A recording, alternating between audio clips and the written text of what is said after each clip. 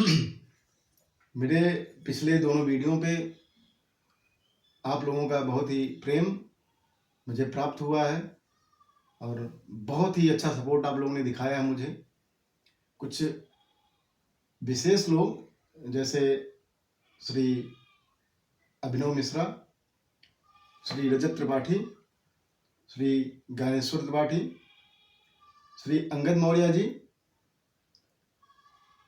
और कुछ विशेष लोगों ने मुझे व्हाट्सएप और फ़ोन के द्वारा भी मुझे कुछ सुझाव दिए हैं, जिन सुझावों पे हम आज से ही थोड़ा काम करना शुरू करेंगे। जैसे लोगों का एक दो लोगों का मेल भी मेरे पास आया और लोगों ने सुझाव दिया, जो कि हमारे लिए भी ये शुरुआत ही है, तो आप लोगों का सुझाव सादर आमंत्रित है।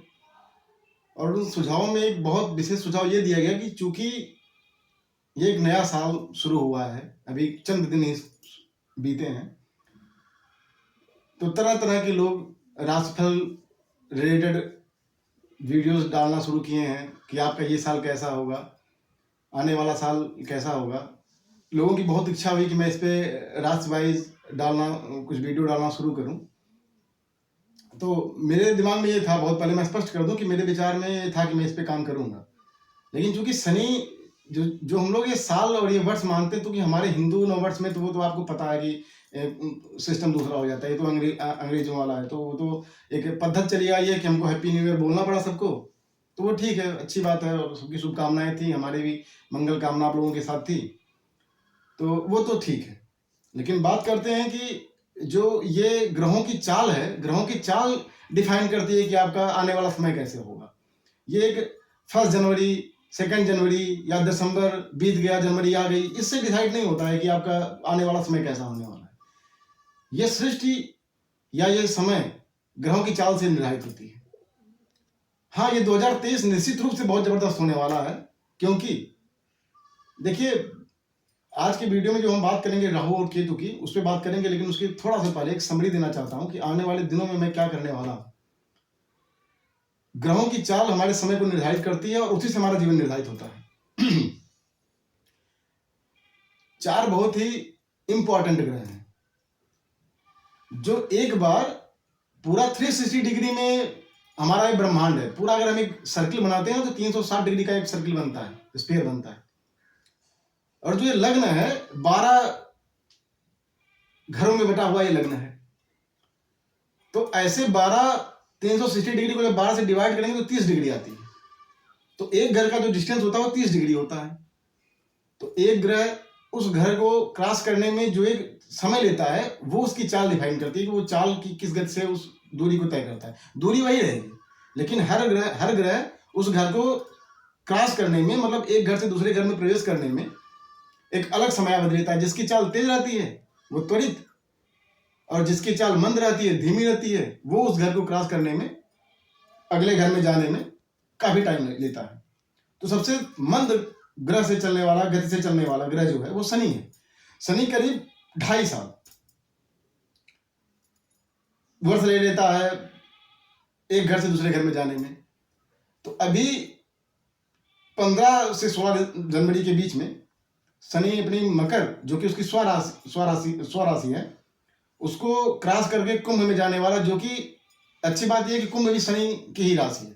मतलब शनि जो होता है वो 2 राशि को जो है अपनी प्रधानता देता है, एक मकर में, एक कुंभ में।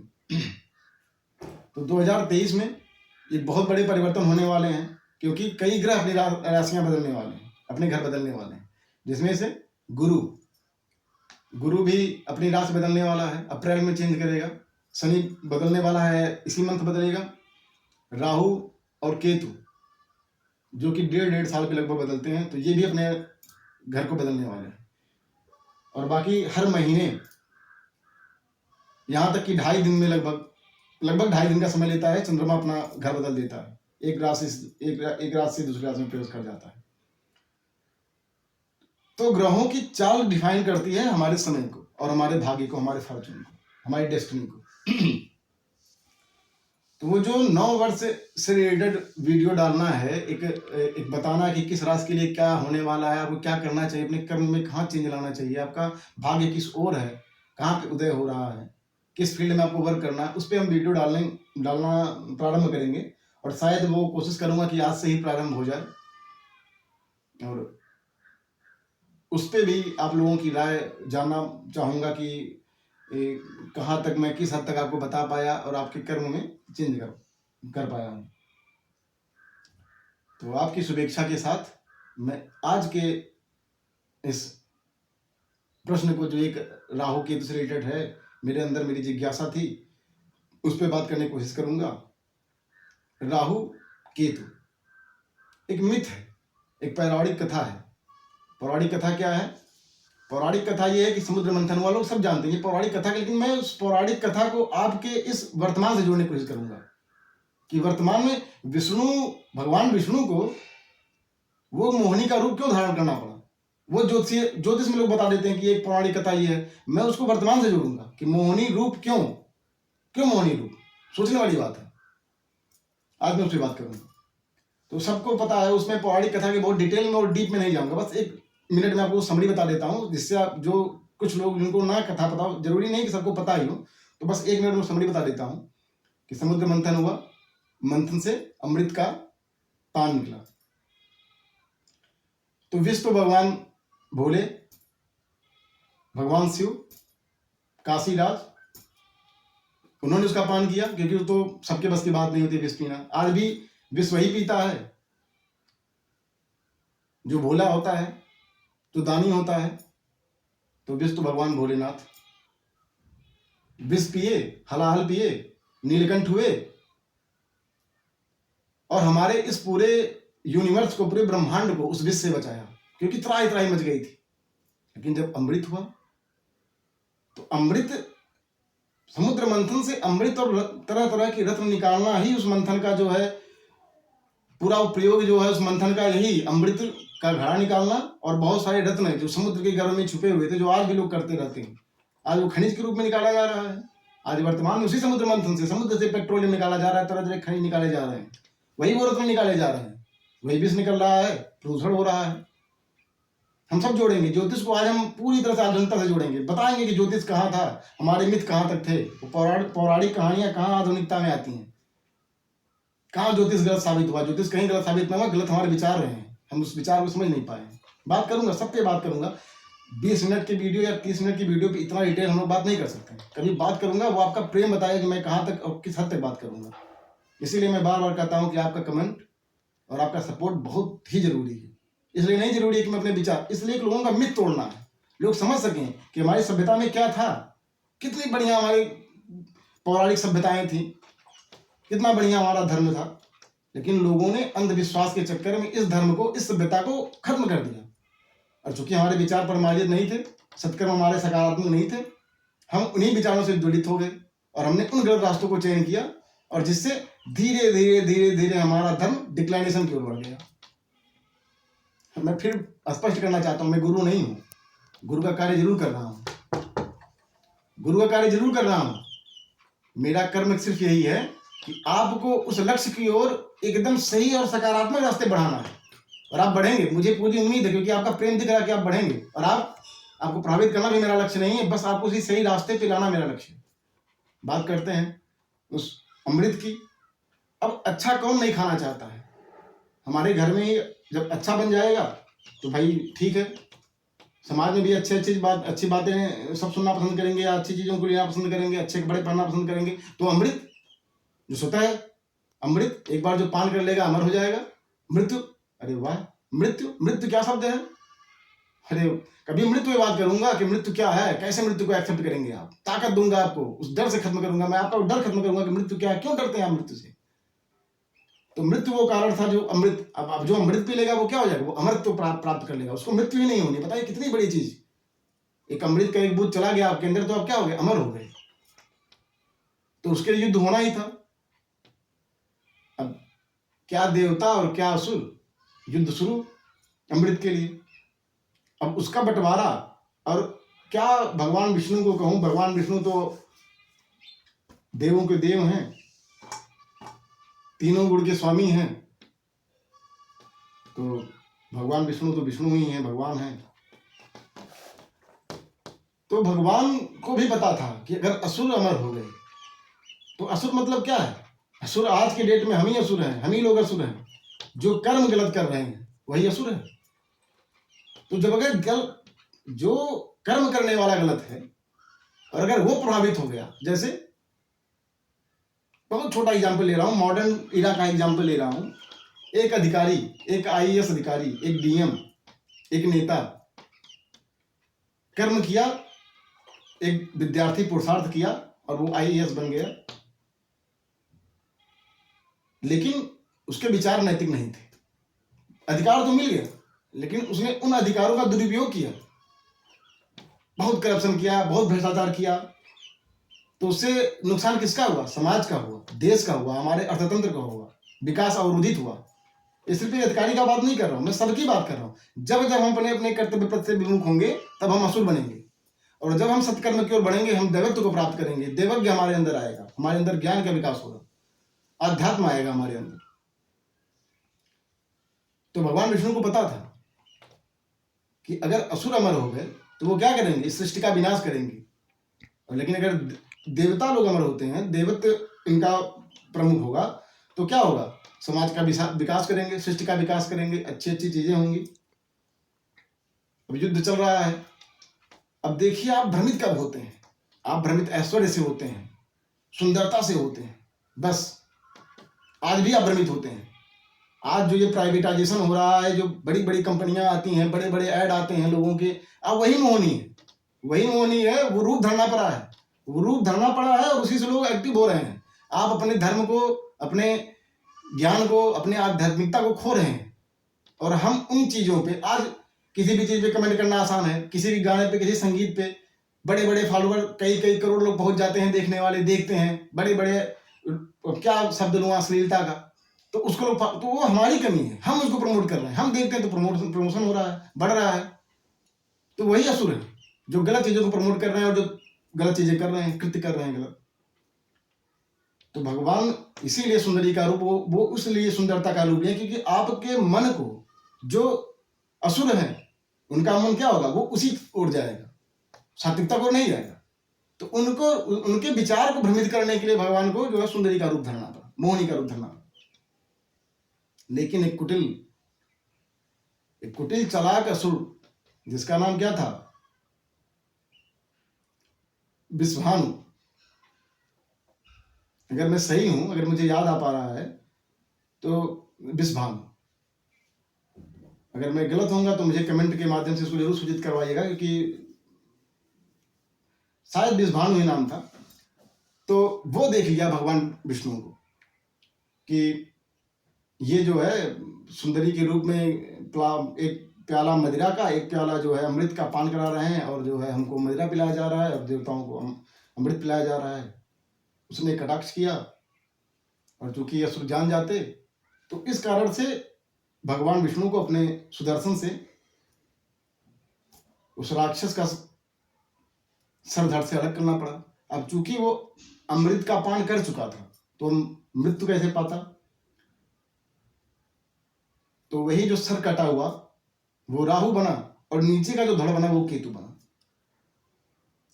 राहु और केतु, देखिए कितना बढ़िया चीज है। राहु आपका सिर्फ सर है, गले के ऊपर का भाग आपका सर जो है वो राहु है, नीचे का धड़ केतु है। अब देखिए सर में क्या आपका सबसे इंपॉर्टेंट चीज क्या है? मस्तिष्क आपका। अब राहु है तो दानव, अब उसके पास सिर्फ क्या? कुटिलता है, विचार है। और नीचे धड़ केतु सिर्फ क्या है? ताकत है, शक्ति है। पूरा काम करेंगे, आपका नीचे का जो बॉडी है वो पूरा काम करती है, एक्ट करती है, हाथ है, पैर है। लेकिन वो नियंत्रित किससे होती है? आपके दिमाग से। आपके अगर दिमाग में कुछ नेगेटिव चीजें हो जाएंगी तो एक्ट तो हाथ करेगा, एक्ट तो आपका पैर करेगा। आप किसी को मारते हैं, हाथ से मारते हैं, कोई पुण्य काम करते हैं, हाथ से करते हैं, लेकिन मॉनिटर किससे होता है? दिमाग से होता है। तो ये दिमाग कौन है? राहु है। इसीलिए जो राहु को जीत गया, जो राहु को समझ गया, वो अपने आप को समझ गया। वही बताऊंगा कि राहु केतु के चक्कर में कैसे फंसे हुए हैं लोग। काल सर्पदोष क्या होता है? पूरी सृष्टि राहु केतु के चक्कर में फंसी हुई है।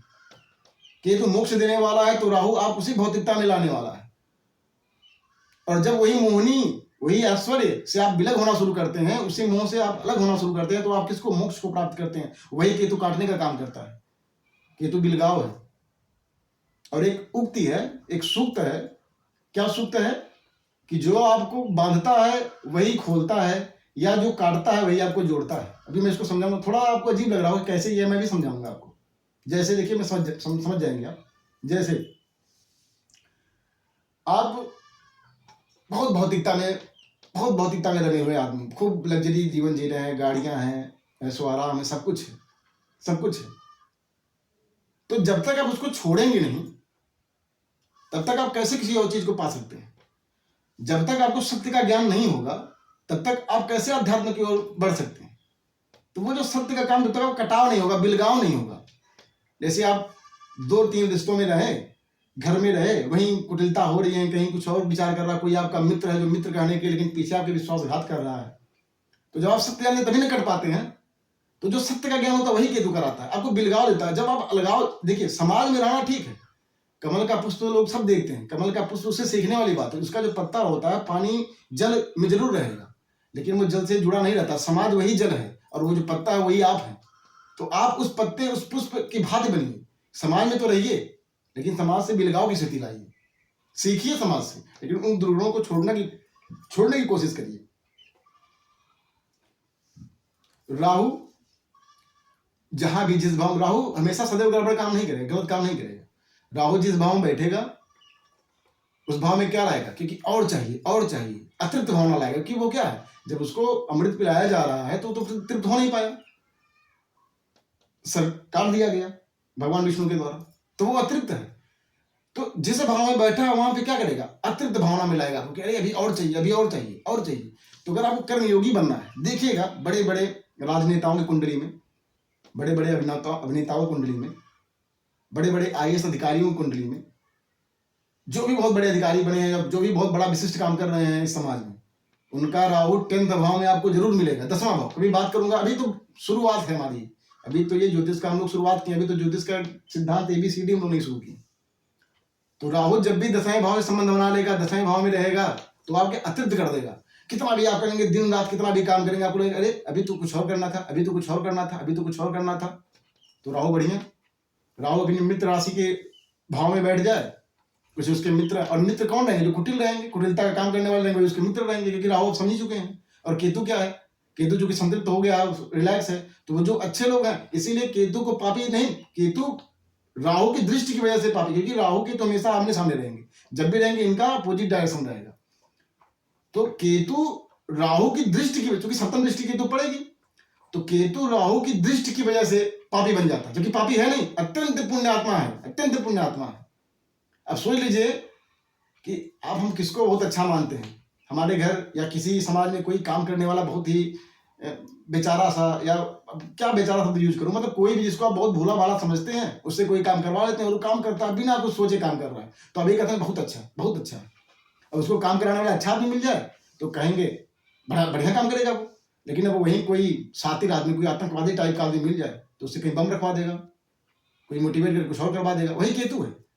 अच्छे के साथ बैठ गया तो बहुत अच्छा परिणाम, गुरु के साथ बैठ गया, अरे वाह, पूछना ही नहीं, गुरु ऐसे ज्ञान, केतु 3 गुना वृद्धि, ज्ञान में वृद्धि, प्रकांड विद्वान, बात है नहीं, कोई सोचने वाली बात है। मंगल साथ बैठ जाए, लोग कहेंगे ये योग है, वो योग है, मैं बता रहा हूँ, बस वहां पे उस व्यक्ति को समझने की जरूरत है कि अपनी ऊर्जा को रोके। मंगल ऊर्जा, अब केतु बैठ गया और ऊर्जा। अब वही अगर किसी फौजी के कुंडली में बनेगा, किसी योद्धा की कुंडली में है, किसी पुलिस ऑफिसर कुंडली में, जबरदस्त एक्शन, एकदम नहीं डरेगा युद्ध करने से। लेकिन किसी आम आदमी कुंडली में है जो अपने समझ राह चलते लड़ लेंगे, छोटा मैटर पे लड़ लेंगे, युद्ध कर लेंगे, मारने उतर जाएंगे कि कुछ भी कर दो, क्योंकि मंगल ऊर्जा समझ नहीं पाएंगे ऊर्जा कहाँ यूज करना है। तो ऊर्जा विध्वंसक भी है और ऊर्जा से सृष्ट भी है। बिना ऊर्जा के मैं बात नहीं कर रहा हूँ, बिना ऊर्जा के आप मतलब आप चल नहीं सकते, कुछ भी नहीं कर सकते हैं। तो ऊर्जा है, लेकिन ऊर्जा का एक सुचारू रूप से परिणित होना ही सृष्टि का निर्माण है, और विस्फोट होना विध्वंस है। तो केतु वही है, ऊर्जा है, लेकिन उस ऊर्जा का जो डायरेक्शन है, उसके सामने दृष्टि किसकी पड़ रही है, कौन किसके साथ युति बना रहा है। तो ये है राहु और ये है केतु। राहु जहां भौतिकता की ओर बढ़ाएगा, केतु आपको उससे अलगाव लाएगा। केतु मोक्ष दाता है, केतु 12वें भाव में बैठ जाए, मोक्ष। राहु षष्टम में बैठ जाए, शत्रुहंता। षष्टम का राहु षष्टम में क्या, षष्टम भाव क्या है, रोग का है, शत्रु का है, ऋण का है। आप ऋण लेंगे, ऋण से राजा बन जाएंगे, शत्रु आपके सामने फटक नहीं पाएंगे, रोग कोई चांस नहीं है, क्योंकि एकदम आप अपने लिए मोटिवेट हैं। और कितना भी कठिन काम हो जाए, सष्टम का राहु कितना भी कठिन, आप घबराएंगे नहीं, चाहे कोई साथ अकेले अकेले अकेले भिड़े रहेंगे उस काम करने के लिए। वही नहीं है जो मांझी वाला एक है, तो हिस्टोरिकल चीज है, वर्तमान की कहानी है, भी बहुत कुछ दिन नहीं भी हमारे आपके सामने की घटना है। पूरा माउंटेन मैन बोला जाता, अकेले पहाड़ तोड़ दिया आदमी। राहु करना है तो करना है, डिटर्मिनेशन, दृढ़ शक्ति राहु। तो राहु गलत नहीं है, किस भाव में बैठा उस भाव के अनुसार समझने की बात है। लेकिन यही राहु अगर लग्न में बैठ गया, अब ये नहीं कहूँ कि आदमी स्वार्थी नहीं, तो कुछ लोग भड़क जाएंगे, कह रहे यार आप कैसे राहु को हमको स्वार्थी बता दिए। नहीं, अब आप ही सोचिए, स्वार्थी में क्या, स्वहित। तो हम ही सोचे अगर हमारा स्वहित नहीं होगा तो हम समाज का हित कैसे करें। पहले हित तो अपना देखना है, हित तो जरूर देखना है। तो राहु जरूर आदमी को स्वार्थी बनाता है, लेकिन अगर उसकी युति अच्छी बन जाए, दृष्टि संबंध अच्छा बन जाए, तो वही स्वहित बाद में परिणित होकर बहुत बड़ा अच्छा, आप बहुत बड़े उद्योगपति बनेंगे। पहले खुद सोचेंगे तभी ना बनेंगे, और जब आप बनेंगे तभी लोगों के लिए काम करेंगे। तो ऐसा नहीं कि राहु लग्न में खराब है, राहु लग्न में बैठ के आपको जरूर स्वहित, आपको थोड़ा ऐसा महत्वाकांक्षी बनाए कि सब अपने लिए सेंटर्ड हो जाए। लेकिन अगर अच्छे ग्रह की दृष्टि पड़ जाए, राहु ठीक ठाक पोजीशन में रहे, तो लग्न में बहुत बढ़िया प्रभाव देता है। वो एक बात आपके दिमाग में, एक ही सूत्र समझ लीजिए राहु का, कि राहु जिस भी भाव में बैठा हुआ है उस भाव में अपार संभावनाएं, और ऐसा चीज जो अब नॉर्मल हो ही ना, वो चीज कराएगा। सप्तम में बैठ जाए, ऐसा विवाह करवाएगा कि आप पूछ ही नहीं सकते, मतलब सोच ही नहीं सकते हैं। और अगर नॉर्मल विवाह हो जाए, ऐसे ही आम आदमी से, ऐसे ही आम लड़की से, तो आपको विवाह चल नहीं पाएगा, अगर वो कोई बहुत बेहतरीन पर्सनालिटी ना हो।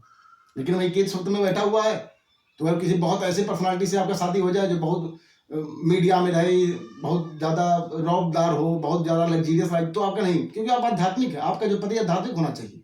तो इसीलिए हमारे यहाँ कुंडली मैचिंग का सिद्धांत था। हम मन पढ़ते हैं, आज लोग मन कहते हैं कि ये है वो है, लेकिन नहीं, कुंडली मैचिंग यही था कि हमारे ग्रह दिखते थे। कि अब सोचिए, पहले की शादियां कई टूटती थी, ऐसा नहीं कि उसमें वर्जनाएं थी, महिलाओं को अधिकार नहीं थे, या आज बहुत निश्चित रूप से आज डेवलपमेंट हुआ है। हम महिलाओं पे एक दिन सोचे थे कि बात करेंगे, लेकिन अभी तो चूंकि शुरुआत से 2 ही दिन हुआ है, सोचे थे कि महिलाओं बात करेंगे, तो महिलाओं को शुक्र से जोड़ना मेरी उक्ति है कि मैं शुक्र से जोड़ के आपके सामने प्रस्तुत करूंगा कि क्या पोजीशन आज की डेट में, क्या पहले था, क्या स्थिति था। जल को चंद्रमा से जोड़ने वाला हूँ कि जो जल हम खराब करते हैं, कैसे हमारा मन प्रदूषित हो रहा है, कैसे हमारा वायुमंडल प्रदूषित हो रहा है चंद्रमा की वजह से। तो इन सब पे बात करेंगे, लेकिन अभी बात राहु की है।